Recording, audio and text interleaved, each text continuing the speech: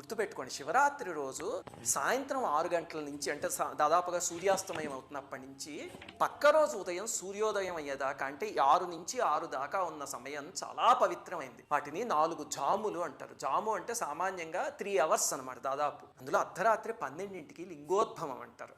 ఆ సమయం పరమ పవిత్రమైనది. అందుకని మీకు కుదిరితే లింగోద్భవం దాకా లేచుండి ఆ సమయానికి అభిషేకం చేయడానికి ప్రయత్నించండి. కొంచెం అభిషేకం చేసిన 5 నిమిషాలు చేసినా సరే అపారమైన ఫలితం. అలాగే ఎన్నిసార్లు చేయాలండి అభిషేకము అంటే సామాన్యంగా ఏకాదశ రుద్రులు అంటారు పరమేశ్వరుడు యొక్క 11 స్వరూపాలు.